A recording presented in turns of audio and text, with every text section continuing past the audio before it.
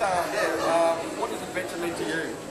Well, adventure means to me spirit, and it can be from little people, like we've got a little guy here today, 11 years old, wants to do a jump, was born with a very, very serious illness, and it's spirit, spunk, energy, and we're so lucky that we're able to provide amazing environments for people to do the gravity challenge, which is with bits of rubber. That's what we specialise in, and so adventure is all about doing things in the wild, whether it's huge storms or in the cold climbing mountains or circumnavigating the globe.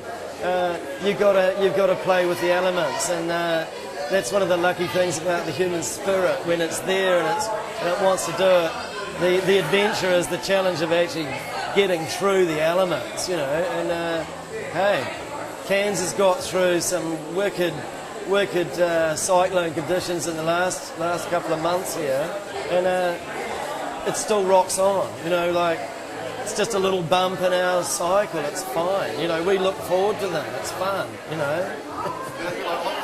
spirit, just getting out there and doing something you wouldn't normally do, isn't it? So it's sort of...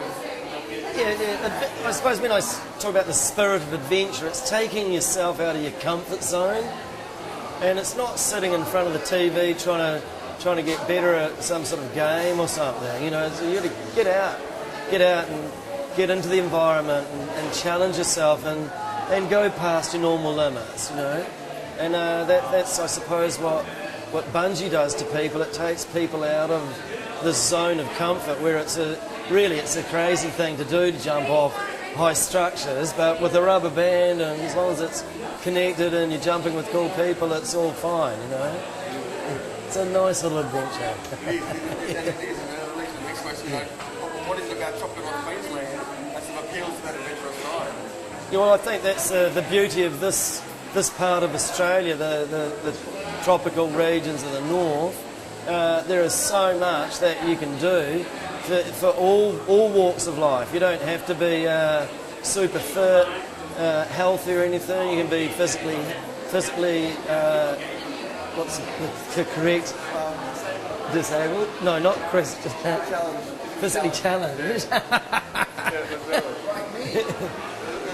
You can be physically challenged. You can be large, unfit, and as long as you've got the spirit, we've got the offer in Cairns. There's 100 different things that you can do here, from playing in the rainforest to the reef to the rivers to bungee to falling out of aeroplanes.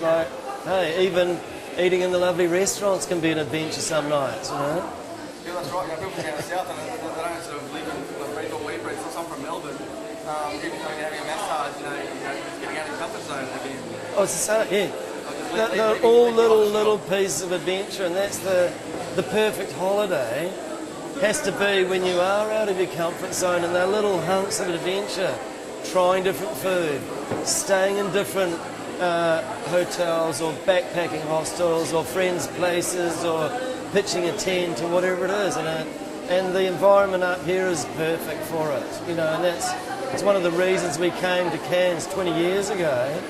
It was extremely beautiful, and it just seems to get more beautiful every day. This part of the world needs radical weather, it needs storms and rain, and that's how the ecosystem works here, and we love it. Today we've had a beautiful wet day, we've had a heap of people at the site, good party atmosphere, and everyone's having fun. They'll go home stoked that they got off their bottoms and flew north and had a good time, even for a weekend. We're very lucky. We've got some of the world's most respected adventure operators in the Cairns region, and they've looked after millions and millions of visitors over the last 25, 30 years here, and they'll continue to do so for the next 25 to 30 years and beyond. And our price are improving, and everything's changing, and sticking with what we want and use for each other.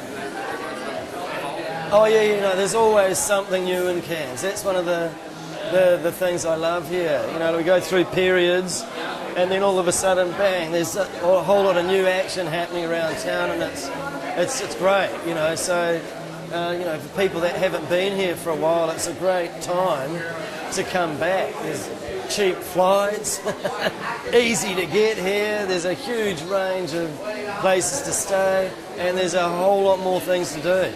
And it's just like it was 10 years ago, 20 years ago. Beautiful locals, the local Cairns people are just so nice, and they're classics. You know, we love them. We've had a bit of a slow start in 2011. It's been a bit of a bumpy start with some floods and cyclones, that sort of stuff. And Yeah, well, it's in this part of the world, we have a cyclone season. It's an absolutely normal phenomena that happens, and fortunately for many years we haven't had a good one. And some weeks ago we got a good one, but fortunately it just went a little bit south, so we were absolutely unscathed. You know, sorry. Yes. Yeah. Okay. You know, 2011 has been an interesting start to the year, mainly because we had a huge cyclone come through. It was actually one of the biggest cyclones ever recorded on the planet. Fortunately, Cairns is so well organised and prepared because we have a cyclone season every year.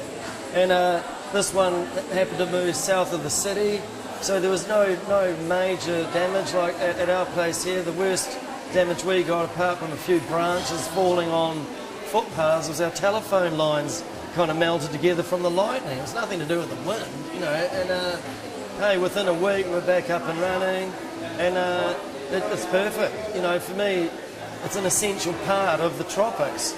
The tropics and the adventure of this part of the world comes with cyclones.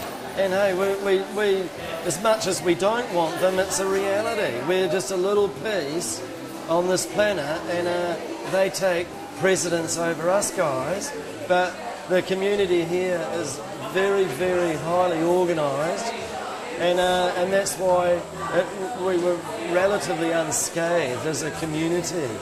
And had it been in other parts of the world, it could have been a total disaster. You know, and unfortunately, a lot of people, when they saw the reportages on the flooding in Queensland, excuse me, I'll repeat that.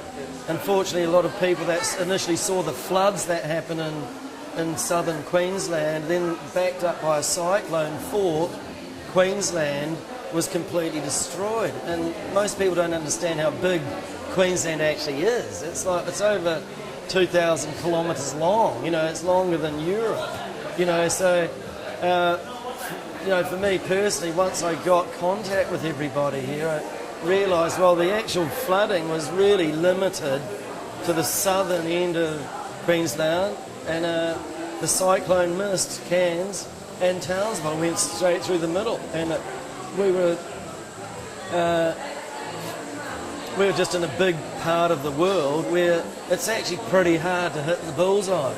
And even had the cyclone hit the bullseye, I'm sure I'd still be here today talking with you guys, because the local community is so on to sorting the issues out, and it was all about prevention.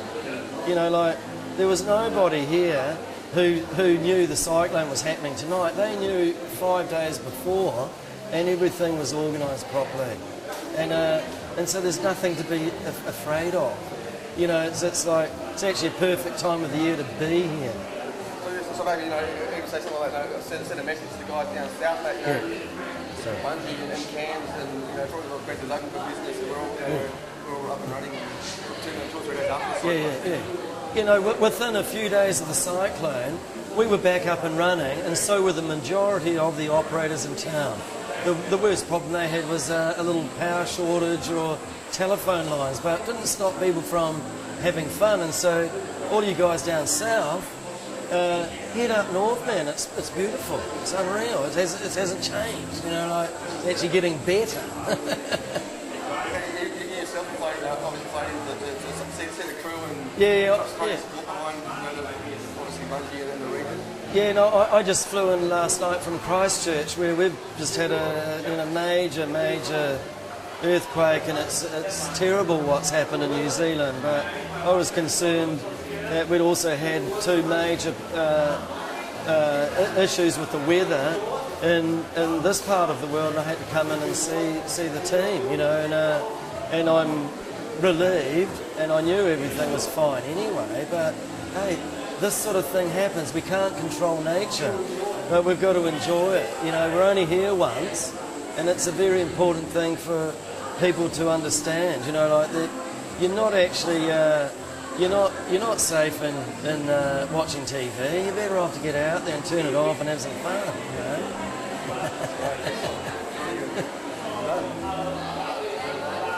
What about that statement about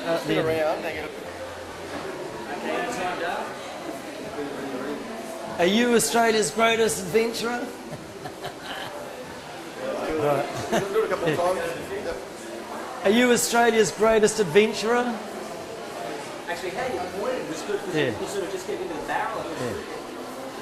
Are you Australia's greatest adventurer? Of course you are.